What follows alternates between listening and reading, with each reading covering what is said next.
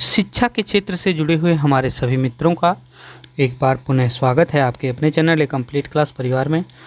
जैसा कि मित्र आप सभी लोगों को पता होगा कि हम बात कर रहे हैं यूपी डीएलएड यूपी वीटीसी गणित शिक्षण के अति लघुत्तरीय प्रश्न के बारे में आज हमारी टॉपिक स्टार्ट होगी। और इसके पहले सेकेंड सेमेस्टर के गणित शिक्षण से बहुविकल्पीय प्रश्नों को हमने पूर्ण रूप से समाप्त कर लिया है।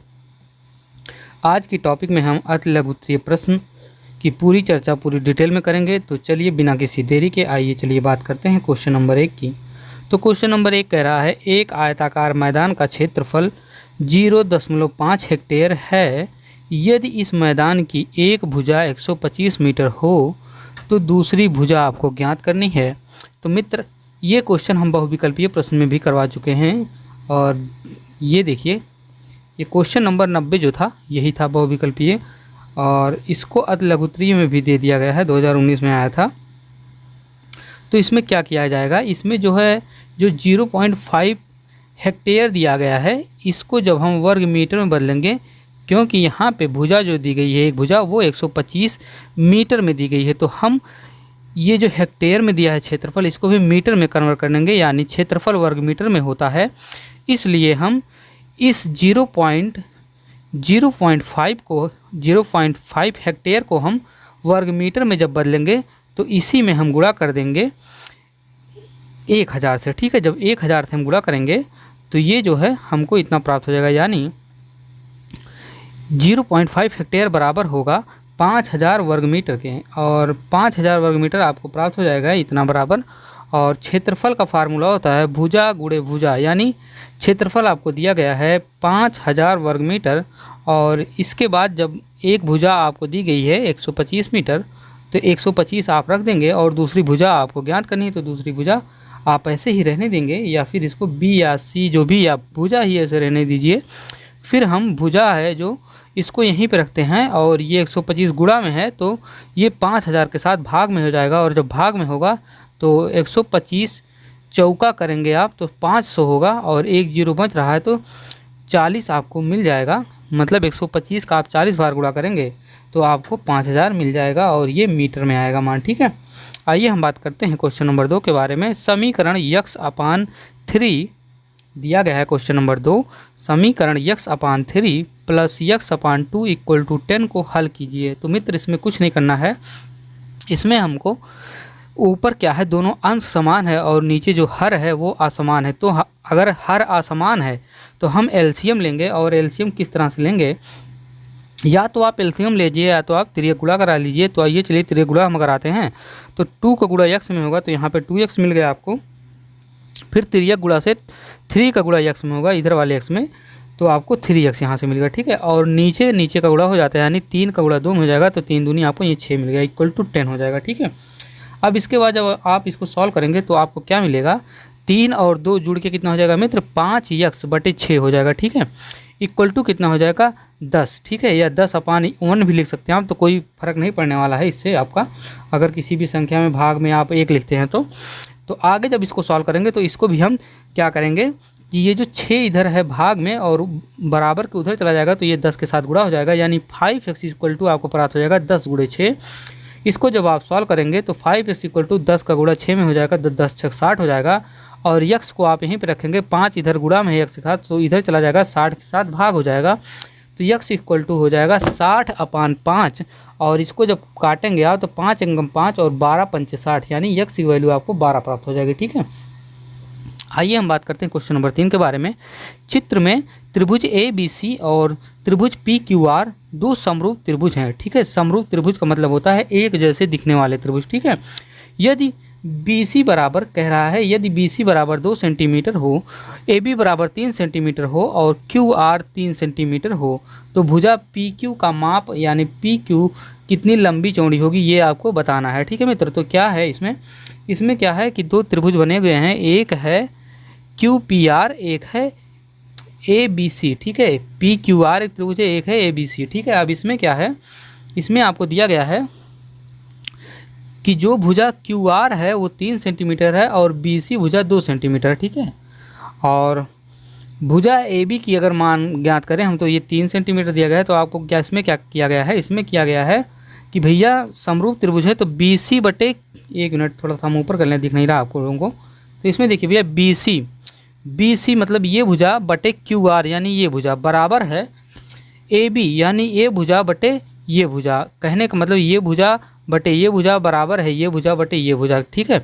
अब इसमें आप जब मान रखेंगे तो मित्र आपको पता होना चाहिए कि बी सी का मान 2 है तो यहाँ पे हम 2 रख दिए, और क्यू आर का मान 3 है तो बटे 3 हो जाएगा, ए बी का मान 3 है तो 3 हो जाएगा, और पी क्यू का बात करें तो पी क्यू का मान कितना है, पी क्यू का मान यक्स है, ठीक है। हम यक्स मान लिए हैं क्योंकि हमको ज्ञात नहीं है। इसके बाद आपको क्या करना है, एक्स की वैल्यू आपको निकालना है, यानी कि इसका मान निकालना है आपको पी और क्यू का मान निकालना है इसका। तो इसके बाद क्या करेंगे आप, जब यहाँ एक्स आप रख दिए हैं, यही एक्स आपको ज्ञात करना है, ठीक है। अब क्या करेंगे आप, ये देखिए यक्स इधर क्या है, इधर यक्स भाग में है तो ये 2 के साथ गुणा में हो जाएगा, और इधर क्या है 3 भाग में है तो ये 3 के साथ गुणा में हो जाएगा। यानी अगली लाइन में आपको प्राप्त हुआ यक्स 2 के साथ गुणा में हो जाएगा तो 2 गुणे यक्स हो जाएगा, और 3 इधर भाग में है तो उधर 3 के साथ गुणा में हो जाएगा बराबर के उधर, तो 3 गुणे 3 हो जाएगा। यानी यक्स को जब आप यहाँ पे अस्थाई रखेंगे तो 2 इधर गुणा में है और उधर 3 के साथ चला जाएगा तो भाग में हो जाएगा। यानी आपको कितना प्राप्त होगा, आपको प्राप्त हो जाएगा यक्स इक्वल टू 3 गुणे 3 बटे 2, ठीक है। अब 3 त्रिका 9 होता है बटे 2, यानी 9 बटे 2। इसको जब आप काटेंगे तो 2 चौक 8 और बच रहा है एक यानी 10, ठीक है। एक यानी 10 पॉइंट के बाद लगेगा वो, दशमलव लगा देंगे आप तो 0 बढ़ा सकते हैं चाहे जितना, तो अब 5 बार जाएगा, 5 दूनी 10 यानी आपको मिल जाएगा 9 बटे 2 को जब आप काटेंगे तो यक्स इक्वल टू आपको मिल जाएगा 4.5 यानी 4.5। क्वेश्चन नंबर हम 4 के बारे में बात करते हैं। टैली चिन्ह लगाकर निम्नांकित संख्याओं की बारंबारता सारणी बनाइए। तो टैली चिन्ह क्या होता है, आइए अभी हम बताते हैं। टैली चिन्ह देखिए यही होता है, इस तरह से जो चिन्ह बनता है इसी को हम टैली चिन्ह बोलते हैं। ऐसे ऐसे ऐसे पाई पाई करके इसको डिनोट किया जाता है बारंबारता को, ठीक है। इस चीज़ को ऐसे ऐसे पाई पाई में डिनोट किया जाता है, ठीक है। इसी को हम टैली चिन्ह बोलते हैं। तो कह रहा है मित्र आपको संख्या दी गई है, संख्या है आपके पास 15, 16, 12, 16, 13, इस तरह से संख्या दी गई है। संख्याओं को आरोही क्रम में लिखने पर, या आरोही क्रम का मतलब होता है जो संख्या सबसे छोटी हो उसे सबसे पहले लिखेंगे, और अवरोही क्रम का मतलब होता है जो संख्या सबसे बड़ी हो वो पहले लिखा जाएगा। तो आरोही आपको पूछा है, तो आरोही में सबसे पहले 12 लिखेंगे, तो 12 जितनी बार आया लिख लीजिए, फिर 13 कितनी बार आया लिख लीजिए, फिर 14, फिर 15, ऐसे क्रमिक रूप से आप लिखते चले जाएंगे तो फिर ठीक है। इसके बाद हम जब इसका जो सारणी बनाएंगे, इस तरह से फिगर जो सारणी बनती है, और इसको जब ग्राफ में हम दर्शाएंगे तो वर्गांतराल हम क्या लिखेंगे 10 से 15 और 15 से 20। तो बारंबारता क्या है 10 से 15 के बीच की वो 9 है, और 15 से 20 की अगर हम बारंबारता की बात करें तो वो 3 है। क्यों 3 है, क्योंकि यहाँ पे देखिए टोटल संख्या अगर आप बात करें तो 10 से 15 यानी 5, और बारंबारता कितनी हो जा रही है, बारंबारता 9 हो रही है। कैसे 9 हो रही है उसको देखिए, हम यहाँ से बात करेंगे कि 1, 2, 3, 4, 5, 6, 7, 8, 9 यानी 10 से अगर 15 के बीच की हम संख्याओं के आने की बात करें तो वो 9 है, ठीक है। और 15 से जब हम ऊपर बात करेंगे, देखिए 10 से और 15 के बीच में कितनी संख्याएं हैं, 12 2 बार आया 13, ये तो ये इसी को हम पूरा काउंट करेंगे 9 बार लिख देंगे, ठीक है। फिर 15 से जब आप ऊपर बढ़ेंगे और 20 के बीच में बात करेंगे तो 16 केवल आया है, और 16 कितनी बार आया 3 को। टैली चिन्ह में जब आप इसी को दिखाएंगे तो 9 को आप पाई में दिखाएंगे, तो देखिए यहाँ पे दिखाया गया है 1 2 3 4 5, ठीक है। इसी तरह से पाई में हम इसको दिखाते हैं, और 3 को फिर पाई में ऐसे ही लाइन में दिखा देंगे, ठीक है। आइए आगे बात करते हैं हम। सबसे छोटी पूर्ण संख्या लिखिए। तो मित्र आपको पता होना चाहिए कि सबसे छोटी पूर्ण संख्या जो है वो 0 है, 0 को ही पूर्ण यानी पूर्णांक कहते हैं। और आगे हम जब बात करते हैं तो निम्नलिखित में, क्वेश्चन नंबर 6 में हम बात करेंगे, निम्नलिखित में समीकरण तथा सर्व समीका छांटकर उत्तर पुस्तिका में आपको लिखना है। तो क्या करना है इसमें, समीकरण या सर्व समीका जब आप छांटेंगे तो इसमें क्या होगा, पहला समीकरण या पहला दिया गया है आपको टॉपिक 2 ब्रैकेट में x + 1, इसको जब आप गुणा करेंगे तो 2x और 2 से गुणा 1 में होगा, तो यानी ये बराबर इतना हो जाएगा 2x + 2 के, और ये 2x - 1 दिया गया है, ये बराबर हो जाएगा x के, ठीक है। तो क्योंकि 2 इसमें से 1 घट जाएगा तो x मिल जाएगा, ठीक है। ये चीज़ मतलब इसमें दिया गया है। तो इसको क्या है सर्व समीका रूप में जब आप लिखेंगे तो इसको आप लिख सकते हैं इतना बराबर इतना, इतना बराबर इतना, पहला और दूसरा लिख सकते हैं 2x - 1, ये समीकरण है, ठीक है। ये सर्व समीका है क्योंकि ये चीज़ बराबर इतना होता है, लेकिन ये चीज़ प्रूफ नहीं हो रहा है कितना बराबर इतना होगा। क्योंकि क्यों नहीं प्रूफ हो रहा, क्यों मित्र, क्योंकि 2x - 1 जब आप करेंगे तो 2x माइनस यक्स होता अगर, तब जाके यक्स प्राप्त होता, ना कि 1, ठीक है। तो इसलिए ये समीकरण हो जाएगा दूसरा वाला, और ये सर्व समीकरण यानी इतना बराबर इतना के होता है।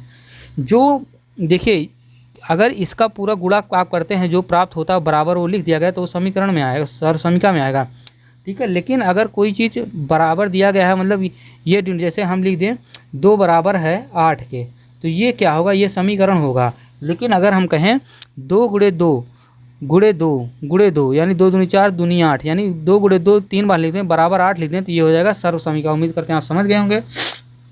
आइए हम बात करते हैं क्वेश्चन नंबर 7 के बारे में। 83 के अंकों के परस्पर बदलने पर, कह रहा है 83 के अंकों को परस्पर बदलने में प्राप्त संख्या को मूल संख्या से घटाने पर कौन सी संख्या मिलती है। तो मित्र आइए चलिए हम परस्पर अंक को बदल देते हैं। तो 83 को जो आप बदलेंगे तो 3 पहले लिखेंगे 8 बाद में लिखेंगे तो 38 हो जाएगा। दोनों को घटाएंगे तो आपको कितना मिल जाएगा, आपको 45 मिल जाएगा। तो ऑप्शन नंबर इसमें 45 सही हो जाएगा, ठीक है। कुछ नहीं करना, एकदम सिंपल था। क्वेश्चन नंबर 8 के बारे में अगर हम बात करें, समीकरण दिया गया है 4x + 3 माइनस का 4x + 3 है बराबर है -6x - 18 को आपको हल करना है। तो मित्र इसमें क्या करना है कि यक्स वाली संख्याओं को एक तरफ आप जब लेंगे तो ये माइनस में उधर चला जाएगा, ये इसके साथ तो प्लस में हो जाएगा, और ये 18 क्या है माइनस में इधर चला जाएगा प्लस में हो जाएगा। तो ये प्लस का 3 और प्लस 18 जुड़ जाएंगे तो 21 हो जाएगा, और माइनस का 6 प्लस का 4 जुड़ेगा, तो प्लस का 4 जब माइनस के 6 में जुड़ेगा तो आपको पता होना चाहिए कि जो संख्या बड़ी होती है वही प्राप्त होती है घटने के बाद। तो यहाँ पे आपको मिल जाएगा माइनस का 2x। इसके बाद क्या होगा मित्र, इसके बाद आप जो है देखिए ये 2 जो इधर x के साथ है ये गुणा में है, लेकिन ये जब इधर भाग के जाएगा तो 21 के साथ ये भाग में हो जाएगा, क्योंकि x के साथ गुणा में है। तो आप x इक्वलिटी लिखेंगे -21/2, यही आपका उत्तर हो जाएगा। क्वेश्चन नंबर अगर हम 9 की बात करें, एक कक्षा की लंबाई 11 मीटर, चौड़ाई 8 मीटर और ऊंचाई 5 मीटर है। कक्षा की चारों दीवारों का क्षेत्रफल आपको ज्ञात करना है। तो चारों दीवारों का क्षेत्रफल इसके पहले हम टॉपिक में, मैथ वाली टॉपिक में कंप्लीट करा चुके हैं। तो चारों दीवारों का क्षेत्रफल होता है, डिस्क्रिप्शन में आपको सभी वीडियो मिल जाएगी एक साथ। चारों दीवारों का क्षेत्रफल होता है 2 ब्रैकेट में a + b यानी लंबाई गुणे चौड़ाई, और फिर गुणा कर देंगे हम ऊंचाई से, तो आपको मिल जाएगा क्या, चारों दीवारों का क्षेत्रफल। तो भैया हम 2 ऐसे ही रखेंगे, और फिर हमको दिया गया है लंबाई 11, चौड़ाई 8 दिया गया है, प्लस 8 करेंगे और ऊंचाई से गुणा कर देंगे। तो 11 8 19 हो जाएगा, और गुणे 5 हो जाएगा, तो सबका 19, और 19 का 2 से गुणा करेंगे तो 38 मिलेगा, और साथ में 5 से गुणा कर देंगे तो 190 वर्ग मीटर ये क्या हो जाएगा, चारों दीवारों का क्षेत्रफल आपको प्राप्त हो जाएगा। क्वेश्चन नंबर 10 की अगर मैं बात करूँ, x² + 1/x² का मान ज्ञात कीजिए, जबकि आपको दिया गया है, जबकि क्या, x + 1/x = 2, ठीक है। तो इसमें क्या करना होगा मित्र, इसमें देखिए ये हम बात करते हैं, आपको दिया गया है x + 1/x = 2, तो इसको चलिए हम ज्ञात करते हैं x² + 1/x² की वैल्यू। तो आप ऐसे डायरेक्ट लिखिए x + 1/x² + 2, क्योंकि हम देखिए हम क्या कर रहे हैं मित्र, हम जो है इस 2 को, इस जो 2 है, इस 2 को हम इधर लेके जब चले आएंगे तो या तो आप एक चीज़ करिए, या तो आप इसको x² और प्लस साथ में 2 करिए, तो इसका दोनों का कोई फ़र्क नहीं पड़ता। तो इस तरह से हम ये इतना बराबर हम इतने के लिख सकते हैं x + 1/x² के, और इसके बाद जब आप इसको खोलेंगे तो ये अलग अलग स्क्वायर सब पे चढ़ जाएगा, ठीक है, अलग अलग। यहाँ पे ये देखिए 1 मिनट हम बता रहे हैं आपसे, ये स्क्वायर यहाँ पे नहीं होगा, यहाँ पे होगा x + 1/x + 2, यानी ये जो प्लस का ये जो उधर है ये इधर, हम इसको इधर ले लेंगे, और आगे जब इसको बात करेंगे हम तो इसको हम इस तरह से कुछ लिखेंगे x² ये ब्रेकर खुलेगा और 1/x² + 2, ठीक है। ये क्यों होता है, ये +b² के फार्मूले से होगा, इस तरह से कुछ। और आगे जब इसको सॉल्व करेंगे तो इसको ये सॉल्व करने पर आपको मिलेगा कि 4 - 2 और = x² + 1/x², ठीक है।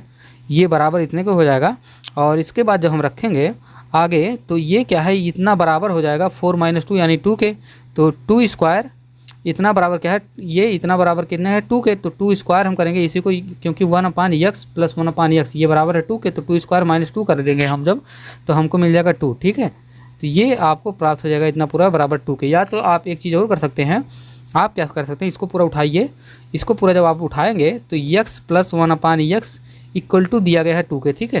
तो ये क्या करेंगे आप, इसका गुणा इसमें करेंगे, ठीक है, इसका गुणा इसमें करेंगे तो ये हो जाएगा x² + 1/x और यक्स का गुणा उधर भी हो जाएगा, तो ये बराबर हो जाएगा 2x के। ठीक है, तो हम क्या करेंगे, हम जो है ये जो इधर यक्स जो है ये भाग में है, उधर हम चले जाएंगे तो गुणा में कर देंगे। तो ये क्या हो जाएगा मित्र, यहाँ पे आपको प्राप्त हो जाएगा यक्स स्क्वायर प्लस 1, आपको यहाँ से प्राप्त हो जाएगा यक्स स्क्वायर प्लस 1 बराबर हो जाएगा ये 2x स्क्वायर के। ठीक है, अब यहाँ से भी आपको ज्ञात कर सकते हैं ये चीज़। ठीक है, वो चीज़ पूरा आप मान रख के यहाँ से भी ज्ञात कर सकते हैं। उम्मीद करते हैं आप समझ गए होंगे मैं क्या कह रहा हूँ।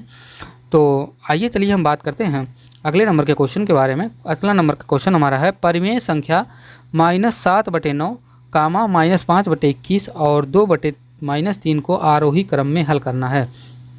आरोही क्रम में लिखना आपको, आरोही क्रम का मतलब होता है मित्र जो संख्या सबसे छोटी हो उसको आपको सबसे पहले लिखना है। तो आपको पता होना चाहिए वही संख्या सबसे छोटी होगी जिसमें माइनस का सिंबल, माइनस का चिन्ह सबसे, जो संख्या सबसे बड़ी हो और उसके आगे माइनस चिन्ह लगा हो तो वो संख्या सबसे छोटी होती है। ठीक है, तो यहाँ पे हम माइनस कामन लेंगे और 7/9 इसको देखिए, माइनस कामन लेंगे तो 7/9 हो जाएगा, 5/21 हो जाएगा और 2/3 हो जाएगा, क्योंकि सब में माइनस का चिन्ह लगा है। अब क्या करेंगे हम, फिर माइनस हम आप कामन लेंगे, बराबर लिखेंगे 7×7 = 49, और ये 49 क्यों का भी मैं बता रहा हूँ, नीचे सबका एलसीएम लेंगे तो नीचे 9, 21 और 3 का एलसीएम हो जाएगा 63। अगर आपको नहीं पता तो पिछली वीडियो जाके डिस्क्रिप्शन बॉक्स में जाइए, सभी वीडियो देखिए मैथ की, तो वहाँ से आपको एलसीएम वगैरह सब कुछ बता दिया गया है। तो आइए हम बात करते हैं, यहाँ पे एलसीएम 63 हो जाएगा, और 63 होने के बाद एलसीएम हम क्या करेंगे मित्र, देखिए 9×7 = 63, क्या 9 से हम भाग देंगे 63 में तो कितनी बार जाएगा, 7 बार जाएगा। तो हम 7 से ऊपर 7 में गुणा करेंगे तो 7×7 = 49 हो जाएगा। फिर 21 का हम 63 में गुणा करेंगे तो 21 तियम हो जाएगा, कितना, 21 तिया में 63 होता है। ठीक है, 21 तियम 63 हो जाएगा, यानी 21 का भाग जब आप 63 में देंगे तो आपको 3 प्राप्त हो जाएगा, और 3 का गुणा आप 5 में करेंगे और 5 × 15 आपको मिल जाएगा। फिर 3 का गुणा आप जब 63 में करेंगे तो वो कितना जाएगा, 21 बार जाएगा, और 21 दूनी कितना होता है 42, यानी 21 बार जाएगा। 3 से जब आप 63 में भाग देंगे, देखिए 9 से आप 63 में भाग दिए जो प्राप्त हुआ 7 में गुणा करिए, 21 से आप 63 में भाग दीजिए जो प्राप्त हुआ 5 में गुणा करिए, 3 से आप भाग दीजिए 63 में, तो 3 से जब 63 में भाग देंगे तो 21 प्राप्त होगा, 21 का गुणा आप 2 में करेंगे तो आपको 42 प्राप्त होगा। उम्मीद करते हैं आप समझ गए होंगे। नीचे वाली संख्या से एलसीएम में भाग दिया जाता है, जो प्राप्त होता है ऊपर वाली संख्या में गुणा करके लिख दिया जाता है। ठीक है, आइए जब हम आगे बात करते हैं तो हम इसको सब में अपान कर सकते हैं, यानी -49/63 माइनस, क्योंकि ये सब में बटे है ना भैया, तो इसको हम अलग अलग भी ले सकते हैं, -49/63, -15/63, -42/63। ठीक है, अब इसको जब आप आरोही क्रम में लिखेंगे तो जिस संख्या हमने बताया था, जो संख्या सबसे बड़ी होगी अंश की, ऊपर अंश होता है नीचे हर होता है भिन्न में, अंश बटे हर होता है भिन्न, तो जो संख्या सबसे बड़ी होगी और साथ में माइनस लगा होगा वही संख्या सबसे छोटी होगी। तो भैया भिन्न में देखिए ये संख्या सबसे बड़ी है -49 की अंश में, और इसके आगे माइनस भी लगाए तो यही सबसे छोटी हो जाएगी, और अवरोही क्रम में सबसे छोटी पहले लिखते हैं, फिर उसके बाद उससे बड़ी, फिर उससे बड़ी। ठीक है, आइए आगे बात करते हैं क्वेश्चन नंबर 12 के बारे में। प्लेटो का जन्म 429 ईसा पूर्व में हुआ था तथा 348 ईसा पूर्व में दिवंगत हुए वे कितने वर्ष तक जीवित रहे। तो मित्र ये जीएस का क्वेश्चन टाइप का है, मतलब वो ये 21 वर्ष तक वे जीवित रहे, ये आपको याद रखना पड़ेगा। क्वेश्चन नंबर हम 13 की बात करें, यक्स दिया गया है, फिर ब्रैकेट में दिया गया है आपको y - z, फिर प्लस दिया गया है, फिर y कॉमन लिया गया है, x - z - x, फिर क्या है प्लस z कॉमन लिया गया है, x - y। अब क्या है मान ज्ञात करना है इसका। तो क्या करना है मित्र, आपको कुछ नहीं करना है, इसको आपको सब में गुणा करना है। तो आप जब x गुणा y में करेंगे तो x y प्राप्त होगा, x गुणा z में करेंगे तो माइनस का चिन्ह ऐसे लगेगा और x z प्राप्त हो जाएगा, y का गुणा z में होगा प्लस का चिन्ह ये ऐसे ही लगेगा। इसके बाद y का गुणा z में होगा तो y z प्राप्त होगा, माइनस के चिन्ह फिर लग जाएगा ऐसे ही। इसके बाद y का गुणा x में होगा तो y x प्राप्त हो जाएगा, फिर प्लस का चिन्ह लगेगा, फिर z का गुणा x में होगा z x, फिर माइनस का चिन्ह ऐसे ही लगेगा, z का गुणा y में होगा तो z y प्राप्त हो जाएगा। ठीक है, ये चीज़ आपको पता है, सबका अंदर सबका गुणा हुआ। अब देखिए इसमें क्या क्या कट रहा है, अगर कोई संख्या माइनस में है और फिर वही संख्या कहीं प्लस में दिया गया है तो दोनों आपस में कट जाते हैं। क्यों? क्योंकि दोनों घट के 0 हो जाते हैं। तो देखिए यक्स वाई यहाँ दिया गया है प्लस में, और यक्स वाई कहाँ दिया गया है, और ये देखिए वाई यक्स दिया गया है, यानी यक्स वाई दिया गया है माइनस में, तो कट जाएगा।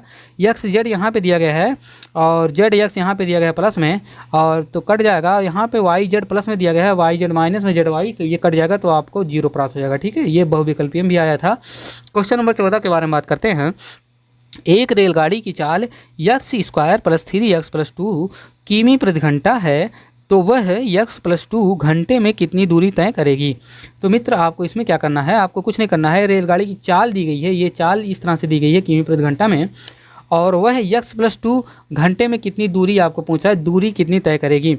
तो मित्र आपको चाल दिया गया है किमी प्रति घंटा और यक्स प्लस 2 घंटे में कितनी दूरी तय करेगी, तो दूरी बराबर होता है चाल गुणे समय।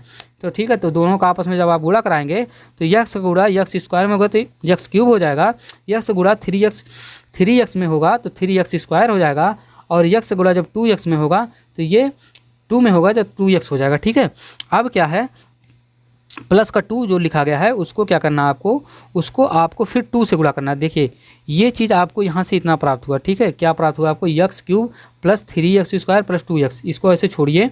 अब आप क्या करेंगे, अब जो है आप 2 का गुणा करेंगे x स्क्वायर में तो आपको मिलेगा 2x स्क्वायर, और इसके बाद 2 का गुणा 3 में होगा तो 3 दूनी 6x हो जाएगा, और 2 का गुणा जब 2 में होगा तो 4 हो जाएगा। ठीक है, आपको ये चीज़ यहाँ से मिल गई। आगे जब इसी चीज़ को आप सॉल्व करेंगे तो आपको क्या मिलेगा, आपको मित्र मिल जाएगा कि यक्स क्यूब ये ऐसे ही और plus 5x square. 5x square क्यों, क्योंकि ये 2x स्क्वायर और 3x स्क्वायर आपस में जुड़ गया तो 5x स्क्वायर मिलेगा। इसके बाद मिलेगा 6x प्लस 2x जुड़ जाएगा तो 8x हो जाएगा, और प्लस 4 का ऐसे 4 लिखा जाएगा। यानी आपका ये उत्तर प्राप्त हुआ। उत्तर आपका क्या हुआ कि भैया x cube plus 5x square plus 8x plus 4 ये क्या है, ये वह रेलगाड़ी यक्स प्लस 2 घंटे में इतनी दूरी चलेगी। ठीक है, ये जो मान प्राप्त हुआ आपको, ये दूरी है, इतने घंटे में वो इतना दूरी चलेगी। आइए हम आगे बात करते हैं क्वेश्चन नंबर 15 के बारे में। और यक्स प्लस 1/x बराबर 5 है, तो x square plus 1/x square का मान क्या होगा। फिर वही पिछला क्वेश्चन दिया गया है आपको, फिर उसी क्वेश्चन की तरह सॉल्व करना है। ये इतना बराबर 5 दिया गया है यक्स स्क्वायर, इसको हम लिख सकते हैं, इस पूरी घाट को हम उठा के एक मतलब ब्रैकेट के लगा के घात लिख सकते हैं, या फिर तोड़ के इस तरह से हो जाता है। इसी को हम बराबर लिखेंगे 5 की घात 2 के। ठीक है, क्योंकि अंदर की घात ये देखिए बराबर 5 है तो इसी की घात हम 2 लगा देंगे।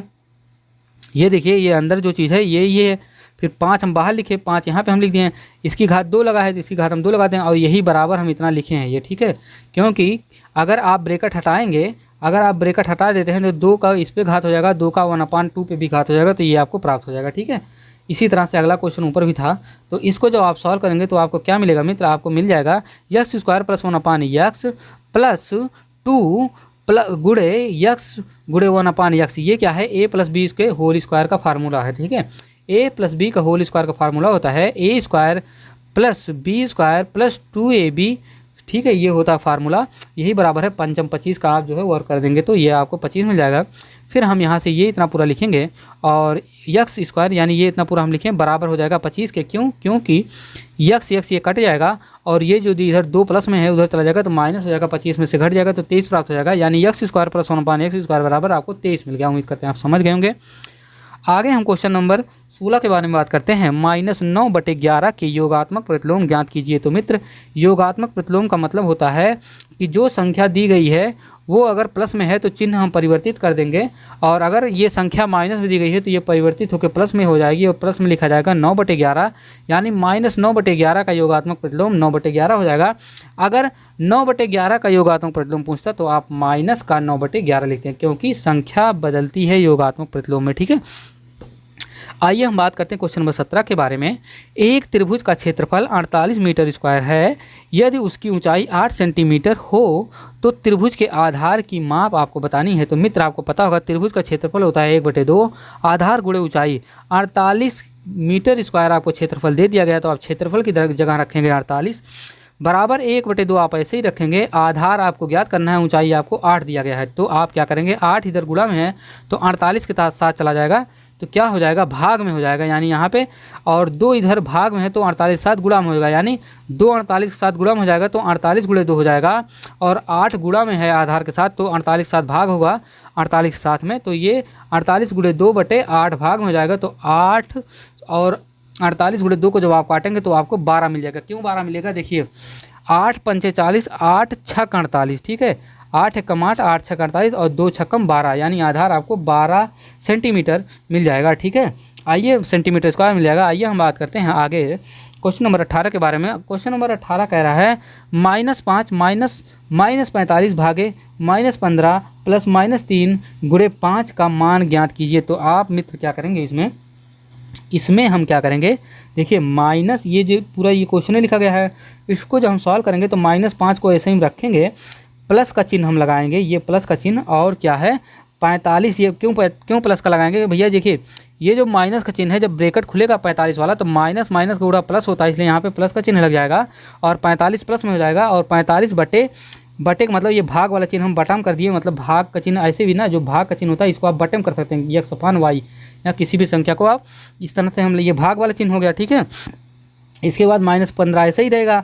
फिर हम क्या करेंगे, फिर हम माइनस का चिन्ह कैसे लगाएंगे, देखिए हम बता रहे हैं, 5 तिहाई 15 हो जाएगा, 5 तिहाई 15, और 15 क्या हो जाएगा, माइनस में हो जाएगा, तो ये प्लस का चिन्ह हट के यहाँ पे माइनस लिख जाएगा, क्योंकि 5 गुणा 3 के साथ हो रहा है और माइनस में हो जा रहा है। ठीक है, तो यहाँ पे ऐसे 15 लिखा जाएगा, तो ये आपको यही चीज़ प्राप्त हो जाएगी।